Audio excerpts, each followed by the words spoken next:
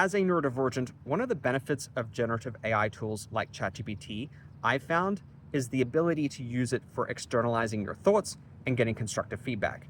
Much like with a journal, you can put your thoughts down and process them, but then you have the added benefit of getting insight in response to what you've shared.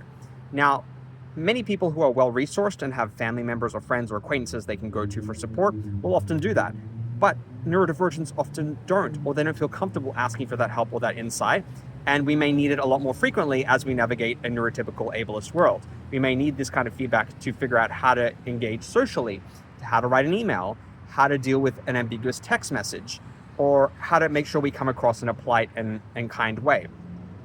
These little day-to-day tasks can be really challenging, and they pile up. They cause executive overwhelm because you're trying to do it on a daily basis repeatedly with multiple interactions with people. So personally speaking, I put all my emails through ChatGPT. A lot of my personal correspondence is vetted by ChatGPT. I get its feedback, I get its affirmations, and I also ask for constructive feedback. Now, we do know that these tools have a confirmatory bias, meaning they're just going to affirm my existing worldview. And I don't want to live in an echo chamber of my own making. I would like to be challenged now and then and get some hard feedback so that I can learn and adjust and grow as a person. So you do have to sometimes look out for that bias and ask it to not sugarcoat. Be direct. Can I actually get something constructive here? Because it will just reinforce your existing worldview. And your worldview might not be the right worldview, or might be, let's say, askew in some way because you're working within the box of your mind and you might not have an objective outsider view into what you're doing or how you're perceiving things.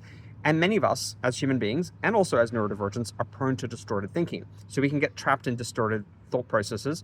We can, especially when we perseverate and our thoughts loop, we can go down a rabbit hole and arrive at conclusions or perceptions that might be, like I said, askew or aslant in some way.